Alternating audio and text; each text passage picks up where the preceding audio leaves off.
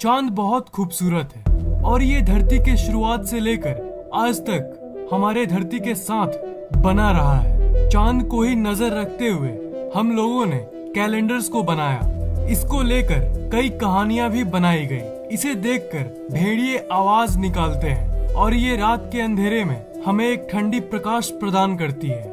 इसी के चलते हमारे सोलर सिस्टम में धरती एक बैलेंस में रहती है। अगर चांद नहीं होता तो आज हम लोग भी जिंदा नहीं होते। चांद हमारे धरती के करीब तो है बाकी बॉडीज के मुताबिक, पर चांद से जुड़े आज भी ऐसी कई चीजें हैं जो हम नहीं जानते।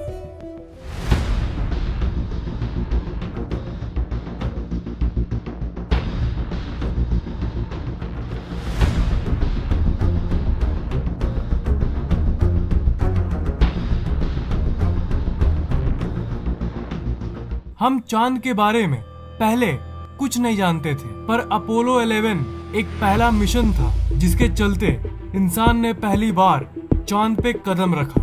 और ऐसी कई थ्योरीज यानी सिद्धांत निकाले गए जो चांद के कई रहस्यों को एक्सप्लेन करने की कोशिश करती है। नवंबर 1969 में नासा के अपोलो मिशन में उन अंतरिक्ष यात्रियों ने चांद के ऊपर एक इम्पैक्ट छोड़ा था। मतलब एक सैटेलाइट को चांद की सतह से जानबूझकर टकरा के कुछ क्षेत्र तक एक क्रेटर बनाने की कोशिश की गई थी। जब उस सैटेलाइट और मून का कांटेक्ट हुआ और ये क्रेटर बना, तब बिल्कुल एक बेल यानी एक घंटे की तरह चांद का सतह कई दिनों तक वाइब्रेट करता रहा। ऐसा मानो कि कोई सैटेलाइट एक ऐसी चीज से टकराई हो जो अंदर से खोखली हो, बिल्कुल एक घंटे के जैसी। अगर चांद एक नॉर्मल सॉलिड सी बॉडी होती तब ये कभी नहीं होता। इस चीज को देखकर साइंटिस्ट्स पूरी तरह से चौंक गए थे, क्योंकि इससे ये पता चलता है कि चांद अंदर से पूरी तरह से खोखला है। उन्होंने सोचा कि कुछ तो गड़बड़ है। हमने आज तक चांद के बारे में जो भी माना है शायद वो गलत है। चांद के बारे में कई बेसिक सी चीजें हैं जो हम नहीं जानते और आज तक हम लोग इसे समझने में असमर्थ रहे हैं। चांद की खोखला होने वाली बात तो आप लोगों ने जान लिया, पर वर्षों गुजर गए, पर चांद आखिर बना कैसे, इसे आज तक कोई साइंटिस्ट पूरी तरह से एक्सप्लेन नहीं कर सका।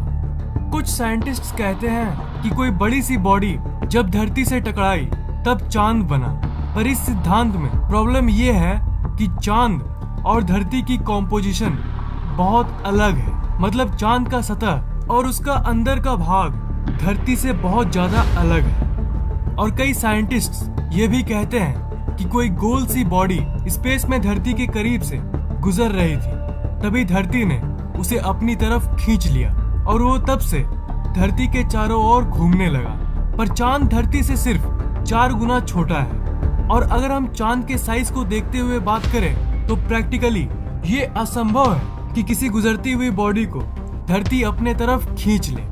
ये किसी भी प्रकार के एस्ट्रॉयड से बहुत ज्यादा बड़ा है। साइंटिफिकली एस्ट्रॉयड्स को तो धरती आराम से खींच लेगी, पर चांद को नहीं खींच सकती।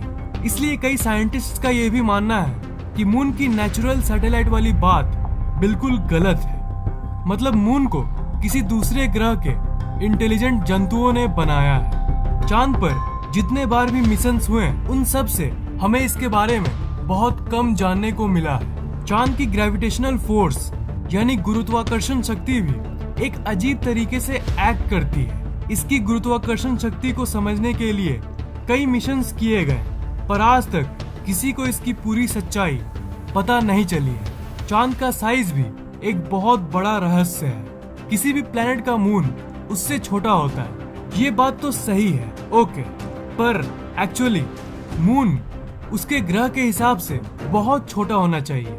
मतलब चांद जो है वो धरती के कंपैरिजन में ज्यादा छोटा नहीं है। चांद धरती का 1/4 है, मतलब एक धरती पे 4 चांद समा जाएंगे। पर अगर आप बाकी ग्रहों से इसे कंपेयर करो, जुपिटर को ही ले लो। जुपिटर के बहुत सारे चांद हैं, पर उसके सारे चांद उसके 1/88 साइज से भी कम है। मतलब जुपिटर का चांद जुपिटर से 88 गुना ज्यादा छोटा है। एक जुपिटर में 88 मून समा जाएंगे। मतलब उसका चांद बहुत बहुत छोटा है, और साइंटिफिकली होना भी चाहिए, पर देखा जाए तो धरती का मून बाकियों से बहुत बड़ा ही है। धरती के साइज के आसपास के साइज वाले जो प्लैनेट्स हैं जैसे मर्क्यूरी और वेनस, इन सब का तो कोई चांदी नहीं है। पर धरती को देख लो और इसके मून को देख लो, धरती से सिर्फ 4 ही गुना ज्यादा छोटा है। ये इसे एक बहुत बड़ा रहस्य बनाता है। मतलब चांद का साइज और भी ज्यादा छोटा होना चाहिए, नहीं तो ये होना ही नहीं चाहिए, इसे एग्जिस्ट ही नहीं करना चाहिए।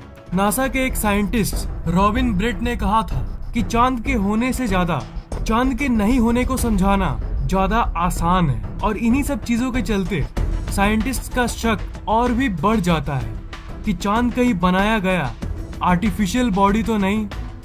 चांद का सर्कुलर ऑर्बिट ये भी एक बहुत बड़ा रहस्य है। चांद धरती के चारों तरफ एकदम परफेक्ट सर्कुलर ऑर्बिट में चक्कर लगाता है। इस सौर मंडल में जितने भी बॉडीज किसी एक बॉडी का चक्कर लगा रहा है वो कभी परफेक्ट सर्कुलर नहीं होता, इलिप्टिकल होता है। पर चांद का ऑर्बिट एकदम परफेक्ट सर्कुलर ऑर्बिट है। चांद धरती को बहुत हद तक कंट्रोल करता है। ये धरती के घूमने को स्टेबलाइज करता है, यानी उसे जैसा होना चाहिए वैसा रखता है। अगर चांद नहीं होता तो हमारे धरती का जो एक्सिस है वो और भी ज्यादा झुक जाता। सूरज की लाइट धरती पे डायरेक्टली इक्वेटर पर पड़ती है, मतलब धरती के इस जगह पे। अगर चांद नहीं होता तो धरती की एक्सिस ऐसी हो जाती। जो सूरज की लाइट है वो डायरेक्टली इक्वेटर के बदले पोल्स पे पड़ती, नॉर्थ पोल पे। इस चेंज के चलते धरती पे आज जो मौसम बनी रहती है वो पूरी तरह से बदल जाती। ये अजीब इसलिए है क्योंकि मून जिस हद तक धरती को कंट्रोल करता है वो कुछ ज्यादा ही है। हमारे सौर मंडल में किसी भी और प्लेनेट का मून अपने प्लेनेट को यानी ग्रह को उस हद तक कंट्रोल नहीं करता जितना हमारा चांद धरती को करता है। चांद का होना, चांद का साइज, चांद कैसे बना, चांद धरती के चारों ओर एकदम परफेक्ट सर्कुलर ऑर्बिट में कैसे घूमता है, चांद धरती को इतने हद तक कंट्रोल कैसे कर लेता है, इन सब क्वेश्चंस का आंसर, इन सब प्रश्नों का उत्तर विज्ञान को अभी तक नहीं मिला।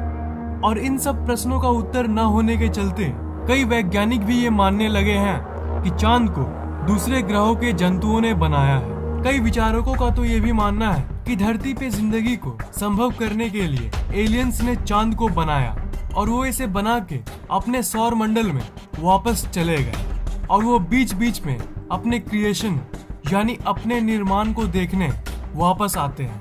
अपोलो 11 के मिशन में नील आर्मस्ट्रॉन्ग और उनके क्रू मेंबर्स ने कई अंतरिक्ष यानों को देखा था। उन्होंने खुद कहा था कि उनकी स्पेसशिप को वो लोग ट्रेस कर रहे थे, कोई उनका पीछा कर रहा था। और लोगों का ये भी मानना है कि नासा ने आज तक इस घटना को डिटेल में एक्सपोज नहीं किया। जब वो मून पे लैंड कर रहे थे तब 2 मिनट के लिए उनका कनेक्शन धरती पे मौजूद कंट्रोल रूम से टूट गया था। बीच बीच में सिग्नल्स ब्लॉक हो रहे थे और कोई दूसरी अननोन सिग्नल आ जा रही थी। इसरो और नासा भविष्य में और भी कई चांद पे जाने के मिशंस को प्लान कर रही है। तो मैं तो यही चाहूंगा कि ये ऑर्गेनाइजेशंस चांद की इन गुत्थियों को सुलझा दे।